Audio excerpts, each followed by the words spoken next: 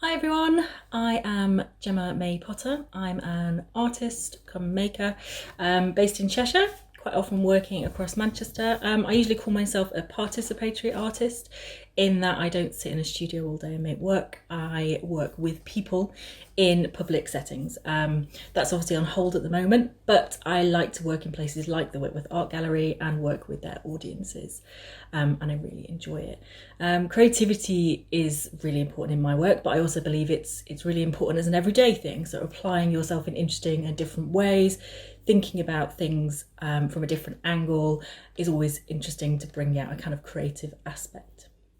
Today I'm going to talk to you a little bit about flow. Now, flow is a term used to describe an experience of being fully immersed in something, or like a process or an activity. It's sometimes referred to as being in the zone. So runners might achieve flow, or a painter, for example. And when in flow, a person usually will lose their sense of track of time, and they might become unaware of what's going on around them. A psychologist called, here he is, Mihaly Csikszentmihalyi, I think that's how you pronounce it. He first identified the state of flow, and through his research came to understand that when people are in flow, they're at their most creative, productive and happy, which can't be a bad thing.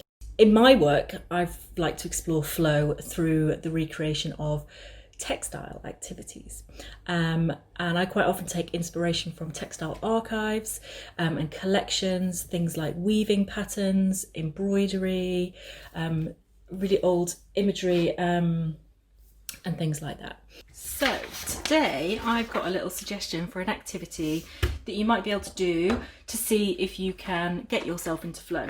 It involves recreating a pattern, basically a repeating pattern. And I'm going to start with, I've got a grid template that is 6 squares by 6 squares, and I'm just going to simply make one motif in that by colouring in some random squares, or you could plan it a little bit more if you wish. I'm going to do something a little bit more intuitive.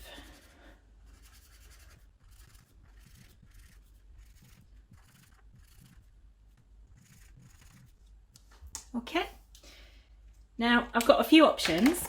First option I'm going to show you is I've got a gridded template that's full of circle dots, and I've also, as alternatives, you could also try doing some things on squared paper or on plain paper. But what I'm going to use is a single hole punch. You could try it with a standard hole punch if you've got one of those at home. You could also do it by just colouring in these dots. I've also got some dot stickers you could do and place them over the circles, but we're going to try and create a repeating pattern from this one pattern we've made on the grid. Now I've cut my grid into a series of strips, and I'm going to try and replicate this pattern again and again. So I've made this 6 circles deep, and I'm going to make the pattern in the 6 by 6 within that, and then keep repeating it across all the different strips until we've got a full pattern.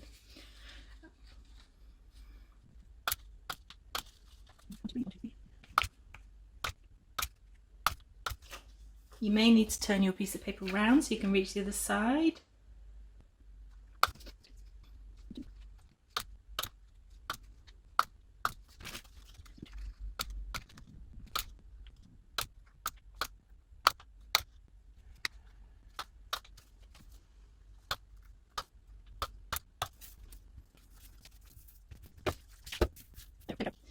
A surprisingly calming activity to be doing hole punching. I think this looks even more effective if we then turn it over so we can no longer see the grid.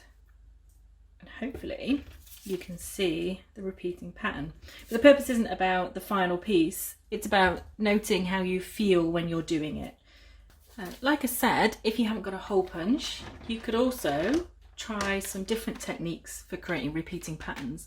The whole idea is that you just are doing something repetitively and you're having to concentrate while you're doing it. So I'm just going to grab a green, and this time I'm going to make a different pattern. Okay, and then I'm going to try and replicate that pattern on this grid.